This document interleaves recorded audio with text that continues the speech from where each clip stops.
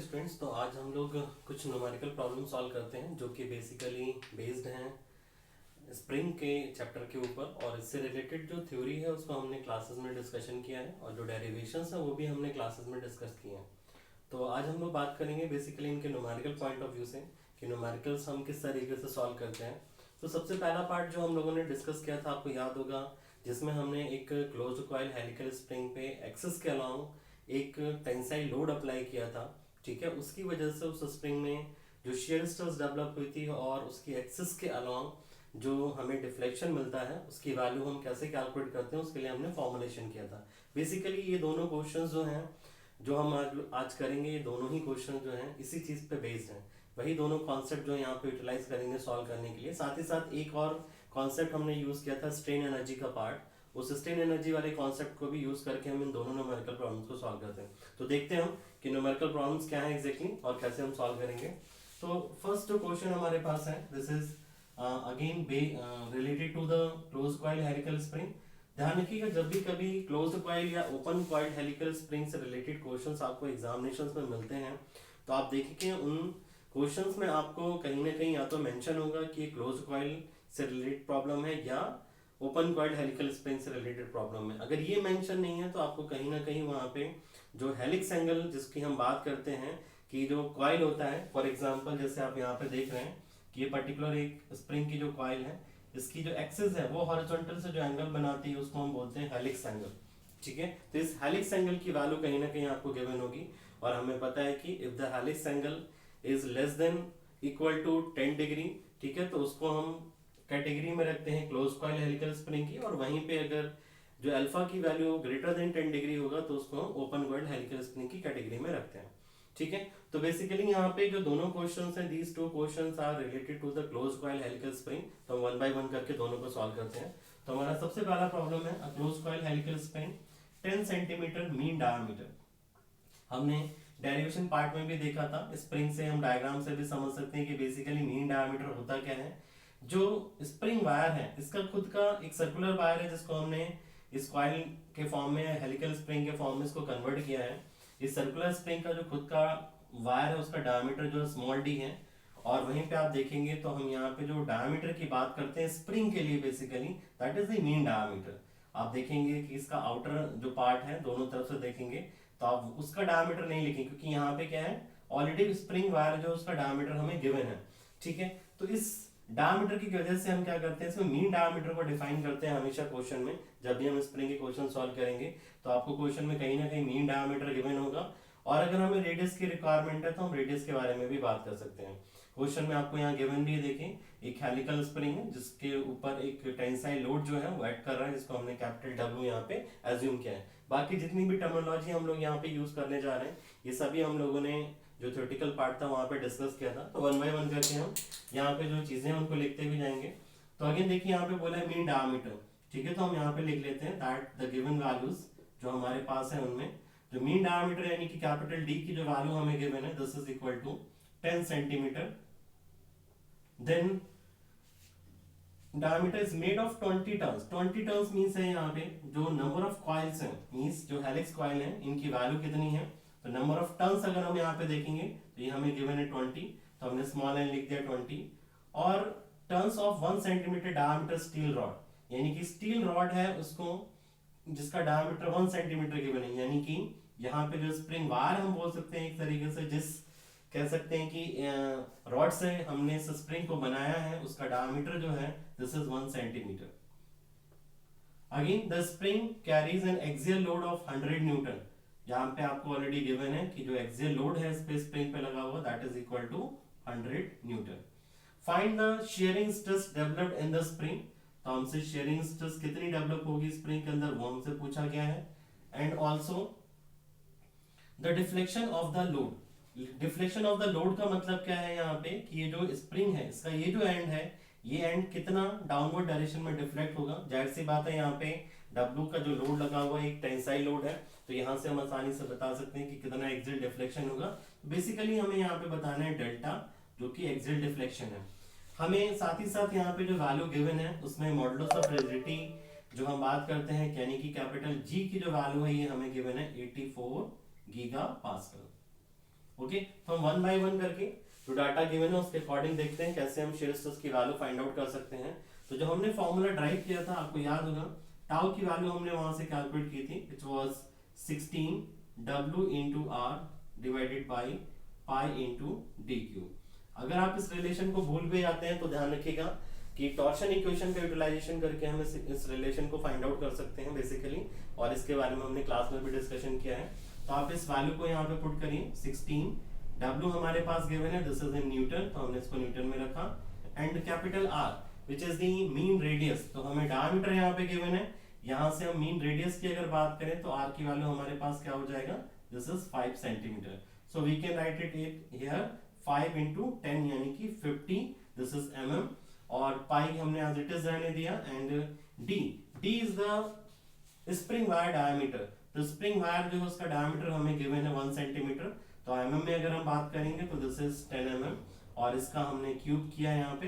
तो इस तरीके से जो टाउ की वैल्यू हमने यहाँ पे रखी। ध्यान रखिएगा जितने भी फोर्सेस हैं उन सभी को हम न्यूटन में लेंगे, और जो भी डिस्टेंसेस होंगी, डिफ्लेक्शंस होंगे, we will measure all of them in mm। Okay, so tau की वैल्यू जो आप यहाँ से सॉल्व करेंगे, you will get the answer of this particular part, this is equal to 25.45 megapascal, 45 megapascal, this is the answer for the first part.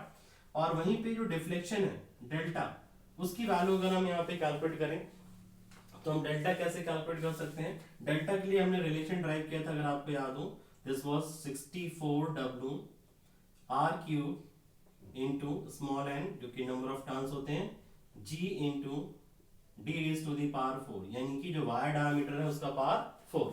तो 64 value हमने यहाँ पे पुट किया, ऑलरेडी है, तो W की वैल्यू हमें गिवन है which is 100 Newton, and R cube radius हमें पता है, दिस इज 50 mm, तो हमने इसको यहाँ पे क्यूब है तो हमने यहाँ पे पावर 3 लिखा, और n की जो वैल्यू है, नंबर ऑफ टर्न्स जो हमें गिवन है, दीज आर 20, और डिवाइडेड बाय जी की वैल्यू हमारे पास देखिए ऑलरेडी गिवन है 84 गीगापास्कल, और गीगापास्कल को न्यूटन पर एमएम स्क्वायर में जब हम कन्वर्ट करते हैं तो we will directly multiply it by 10 raise to the power 3। इसको भी हम लोगों ने ऑलरेडी क्लास में डिस्कस किया है कि किस तरीके से हम कन्वर्ट करते हैं। स्मॉल डी की वैल्यू आपको गिवन है 1 सेंटीमीटर यानी कि 10 mm, और इसका पावर जो है हमने यहाँ पे 4 यूटिलाइज किया। यहाँ से जब आप कैलकुलेट करेंगे you will get delta S, deflection जो हमें मिलेगा, डेल्टा की वैल्यू दिस इज 19.1 mm। आप इसे सॉल्व करेंगे तो आपको आसानी से ये जो पार्ट है ये मिल जाएगा, डेल्टा इक्वल टू 19.1 mm। तो जो दोनों रिक्वायर्ड चीजें हमें यहाँ पे कैलकुलेट करनी थी, यहाँ रिक्वायर्ड जो कह सकते हैं कि हमारा ऑब्जेक्टिव था इस प्रॉब्लम को सॉल्व करने का, वो हमें फाइनल आंसर मिल जाते हैं। ध्यान रखिएगा यहाँ पे डेल्टा की वैल्यू जो है और ये जो टाउ की वैल्यू है, ये हम बेसिक रिलेशन जो है वहां से यूज करके डायरेक्टली हमने इनको सॉल्व किया है, तो इनको भूलिएगा नहीं। हम अगर कहीं पे इन फॉर्मूले को भूल भी जाते हैं तो आप डायरेक्टली कह सकते हैं कि जो बेसिक रिलेशंस है उनको सॉल्व करके इनको फाइंड आउट कर सकते हैं। एक चीज ध्यान रखिएगा, जितने भी क्लोज कॉइल हेलिकल स्प्रिंग के जो क्वेश्चंस होते हैं they are normally directly based on formula. आपको जो फॉर्मूला हमने स्टडी किया है उसमें डायरेक्टली उन पे बेस्ड क्वेश्चंस जो मिलते हैं। Even competition exam point of view से भी अगर हम बात करें तो वहां पे भी इसी फॉर्म में डायरेक्टली आपको न्यूमेरिकल्स जो है वो करने के लिए मिल सकते हैं फॉर्मूले पे based.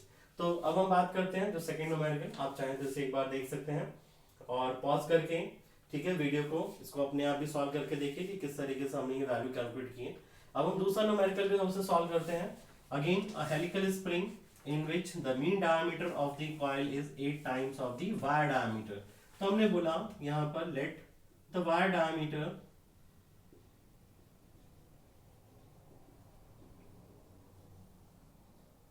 equal to small d, उसको हमने mm के फॉर्म में लिख दिया यहाँ पे। तो हमसे बोला गया कि coil diameter means capital D की जो वैल्यू है this is 8 times of small d value, तो हमने यहाँ पे लिखा 8 times of small d and write down this equation number 1, क्योंकि हमें बस इस चीज के बारे में यही रिलेशन बताया गया is to be design to absorb 20 newton metre of energy. ये एनर्जी क्या है जो एब्जॉर्ब कर रहा है यहाँ पे, this is nothing but this is the energy which is known as the, जो हम बात करेंगे यहाँ पे, and this is strain energy जो कि स्प्रिंग के अंदर स्टोर होगी, उसकी वैल्यू हमें गिवन है यानी कि जो एनर्जी हम यहाँ पे सिंपली एनर्जी के फॉर्म में इसको लिख देते हैं, या फिर हम कैपिटल यू से इसको डिनोट करते हैं, which is equal to 200 newton metre. Newton metre में लिखा है, कंफ्यूज मत होइएगा, newton metre means joule value.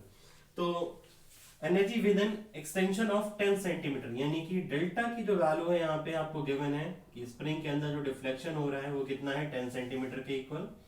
The maximum shear stress is not to exceed 125 megapascal, means जो स्प्रिंग वायर है उसके अंदर जो शियर स्ट्रेस की वैल्यू डेवलप हो रही है, यानी कि टाउ मैक्स की जो वैल्यू गिवन है आपको, दिस इज 125 मेगापास्कल।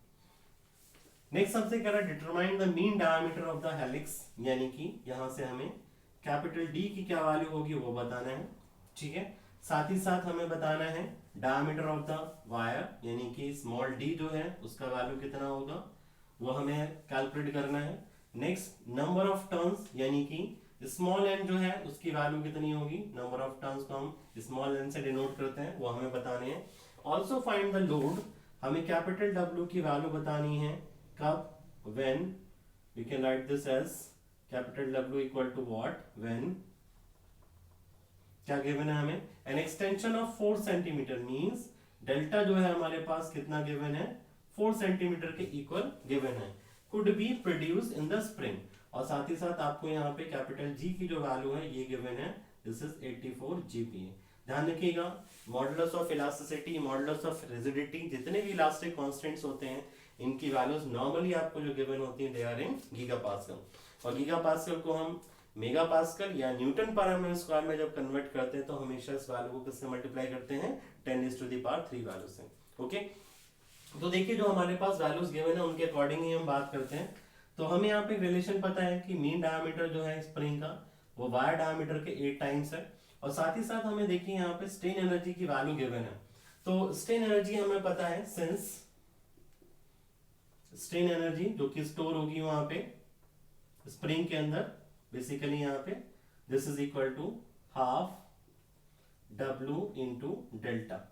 अगर मुझे W की वैल्यू पता है और डेल्टा की वैल्यू पता है, यानी कि डिफ्लेक्शन पता है, एग्जैक्ट डिफ्लेक्शन, तो वहां से हम स्ट्रेन एनर्जी की वैल्यू लिख सकते हैं। इट मींस यहाँ पे ध्यान से देखिए आपको डेल्टा गिवन है इस पर्टिकुलर प्रॉब्लम के लिए, जो हमारा फर्स्ट पार्ट है, तो यहाँ पे हम डायरेक्टली जो वैल्यू है उसको पुट करते हैं, तो this is nothing but 200 equal to half of W into delta, और डेल्टा की वैल्यू देखिए आपके पास है which is equal to 10 centimetre, और हम इसको यहाँ पे पुट कर सकते हैं दैट दिस इज 100 mm। तो जब हम इसको सॉल्व करेंगे तो यहाँ से आपको जो फर्स्ट पार्ट के लिए W है उसकी वैल्यू मिल जाएगी, and this W is equal to, solution करने के बाद आपको मिलेगा जो value, this is 4 kilo newton, this will come something 4 into 10⁻³ और उसको हम किलो न्यूटन में कन्वर्ट कर सकते हैं, और this is 4 kilo Newton W। अब नेक्स्ट हमसे पूछा गया है, ठीक है, यहाँ पे जैसे W हमने कैलकुलेट कर लिया, बेसिकली हमें कैलकुलेट क्या करना है, यहाँ पे कैपिटल D की वैल्यू चाहिए, और देखिए D किससे रिलेटेड है, स्मॉल d से रिलेटेड है। अगर मुझे किसी तरीके से स्मॉल d मिल जाए तो मैं कैपिटल D जो यानी कि स्प्रिंग का जो डायमीटर है, मीन डायमीटर, उसकी वैल्यू को हम कैलकुलेट कर सकते हैं। तो हम कैसे कैलकुलेट करेंगे, इसके लिए ध्यान से देखिए हमें जो मैक्सिमम शियर स्ट्रेस की वैल्यू उस स्प्रिंग वायर के अंदर इंड्यूस हो सकती है वो हमें गिवन है। तो हमें पता है that since tau max is equal to, या शियर स्ट्रेस उसके अंदर डेवलप होती है, this is 16 capital W into R divided by pi times of D cube. तो जो वैल्यूज हमें गिवन है हम यहाँ पे बात करते हैं। तो बेसिकली ये जो R हमें यहाँ पे गिवन है, इस R को अगर हम डायमीटर के टर्म में कैलकुलेट करें, कैपिटल D के टर्म में अगर हम कैलकुलेट करें तो हम कैसे लिख सकते हैं इसको, देखिए दिस इज 8 2 जा 16, तो हमने यहाँ पे कन्वर्ट किया इसको 8 into W into 2 times of R divided by pi D cube value, और इस 2R को हम क्या लिख सकते हैं, कैपिटल D, और कैपिटल D की जगह पे हम क्या लिख सकते हैं 8D, क्योंकि मेरे पास ना तो D की वैल्यू पता है और ना ही कैपिटल D की वैल्यू पता है। तो हमने इसको जस्ट यहाँ पे इस इक्वेशन को लिखा है ऐसे, capital W into 8 into capital W into capital D divided by pi into D cube, या हम इसको इस तरीके से भी लिख सकते हैं 18 इंटू W इंटू D की वैल्यू कैपिटल D के स्मॉल d के फॉर्म में यहाँ पे पुट कर दीजिए, this is 8D divided by pi times of D cube, और जब आप इसे सॉल्व करेंगे तो यहाँ से एक D और D कैंसिल आउट होके हमें क्या मिल जाएगा, ये पावर 2 मिल जाएगी यहाँ पे। अब देखिए आपको टाउ मैक्स पता है, W पता है, और यहाँ से आपको D की वैल्यू मिल जाएगी। आप सारी वैल्यूज पुट करिएगा यहाँ पे, तो टाउ की वैल्यू हम यहाँ पे पुट करते हैं, which is basically 125 equal to 18। Capital W अभी हमने कैलकुलेट किया था, विच इज 4 किलो न्यूटन, तो 10⁻³ हमने मल्टीप्लाई किया, क्योंकि हमें न्यूटन में वैल्यू पुट करनी है, और हमने यहाँ पे 8 से और मल्टीप्लाई कर दिया। ठीक है, तो जब हम इसे सॉल्व करेंगे तो हमें डिनोमिनेटर में वैल्यू मिलेगी पाई इंटू डी स्क्वायर, और फाइनली जब हम इसको d के लिए सॉल्व करेंगे तो we will get ds which is equal to something 25 this is 25.53 mm is the answer for small d। और जैसे ही आपको स्मॉल d की वैल्यू मिल जाएगी तो आप इक्वेशन नंबर 1 को यूज कर सकते हैं, और d जैसे हमने यहाँ पे पुट करेंगे तो आपको कैपिटल D की वैल्यू यहाँ से मिलेगी, and the mean diameter of the spring wire this will come something 204.2 mm। ठीक है, ध्यान रखिएगा, कैलकुलेटर से इसको सॉल्व करिए तो आपको वहां से ये वैल्यू मिल जाएगी 204.2 mm। नेक्स्ट, अब देखिए हमारे पास क्या रिक्वायरमेंट है। ये तो हमने स्मॉल d की वैल्यू कैलकुलेट कर दिया, हमें दूसरी चीज चाहिए नंबर ऑफ टर्न्स। ठीक है, स्मॉल n की वैल्यू हमें कैलकुलेट करनी है, और स्मॉल n की वैल्यू हमें कहां से मिलेगी, तो आपको याद होगा कि अभी हमने रिलेशन यूटिलाइज किया था, दैट सिंस जो डिफ्लेक्शन होता है, that deflection equal to 64W into r cube into small n divided by g times of d raise to the power 4। हमें देखिए स्मॉल d की वैल्यू पता है जो हमने कैलकुलेट की है, कैपिटल D हमें पता है, तो कैपिटल R की वैल्यू हमें यहाँ से मिल जाएगी। W हमें ऑलरेडी कैलकुलेट किया था 4 किलो न्यूटन, यहाँ पुट करिएगा। डेल्टा हमारे पास गिवन है already, and this delta is 10 centimetre, जो हमारा फर्स्ट पार्ट के लिए है। ठीक है, तो आप इसे सॉल्व करेंगे यहाँ पे सारी वैल्यूज को पुट करके, you will get this delta equal to, हमारे पास है 10 सेंटीमीटर, तो हमने इसको लिख दिया, दिस इज 100 सेंटीमीटर, 64 हो गया ये वैल्यू, इंटू W की वैल्यू अगर आप देखेंगे तो हमारे पास है, दिस इज 4 किलो न्यूटन, तो 4 इंटू 10⁻³ इंटू r क्यूब की वैल्यू यहाँ से सॉल्व करिए, तो डायमीटर हमारे पास गिवन है, तो दिस इज समथिंग 102.1, और क्यूब हमें रखना है यहाँ पे, तो दिस इज 3, और n डिवाइडेड बाई g की वैल्यू हमें पता है, दिस इज समथिंग हमने लिखा था यहाँ पे 84 गीगापास्कल, तो हमने इसकी वैल्यू रखी 84 into 10⁻³ into d small d, यानी कि वायर डायमीटर जो कि हमारे पास गिवन है 25.53, और इसका भी पावर 4 हमने यूटिलाइज किया यहाँ पे, और जब हम यहाँ से सॉल्व करेंगे इसको तो we will get small n as 13.08,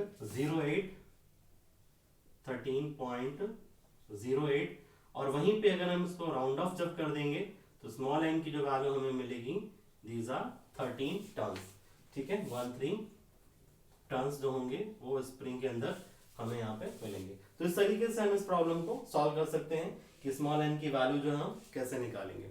ठीक है, आप इसको एक बार देखिए, और फिर हम इसका जो नेक्स्ट पार्ट है उसको सॉल्व करते हैं।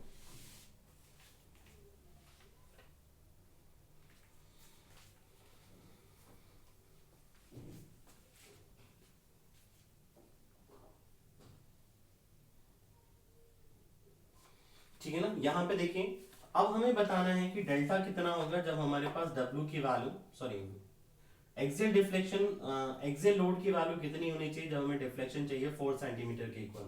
तो सिंपल सा रिलेशन जो अभी हमने यूटिलाइज किया था, ऑलरेडी हमें डेल्टा गिवन है इस पार्ट के लिए, और W हमें कैलकुलेट करना है।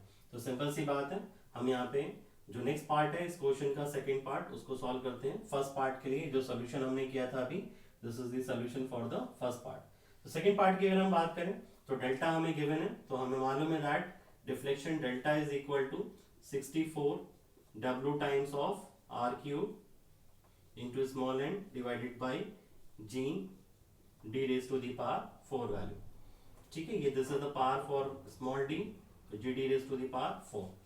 अब देखिए डेल्टा हमारे पास यहाँ पे जो हो जाएगा, this delta is equal to what, 4 centimetre यानी कि 40 mm हो जाएगा, इक्वल टू 64W की वैल्यू जो है ये हमें कैलकुलेट करनी है इस पर्टिकुलर पार्ट के लिए, इंटू r क्यूब की वैल्यू। जो रेडियस है, मीन रेडियस की वैल्यू हमें पता है, आर क्यूब हो गया।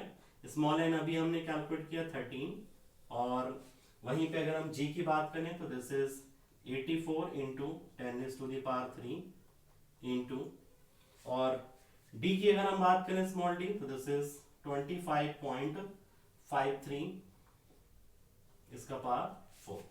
ठीक है, तो आप आसानी से यहां से जब इसे सॉल्व करेंगे then you will get W equal to, and this final answer you will get from here 1610.5 Newton. This is your final answer for this question. तो यहाँ पे देखें हमने किस तरीके से जो क्वेश्चंस हैं डायरेक्टली फॉर्मूले बेस्ड बेसिकली जो कि क्लोज कॉइल हेलिकल स्प्रिंग से रिलेटेड है उनको हमने यहाँ पे सॉल्व किया। फर्दर क्लास में हम आगे और कुछ क्वेश्चन जो है numerical problems close coil helical spring से रिलेटेड उनको यूटिलाइज सॉल्व करेंगे, और फिर उसके बाद में हम लोग ओपन कॉइल हेलिकल स्प्रिंग पे बेस्ड जो न्यूमेरिकल प्रॉब्लम्स है उनको डिस्कस करेंगे। तो आज के लिए हम लोग यहीं पे रुकते हैं। Thank you very much.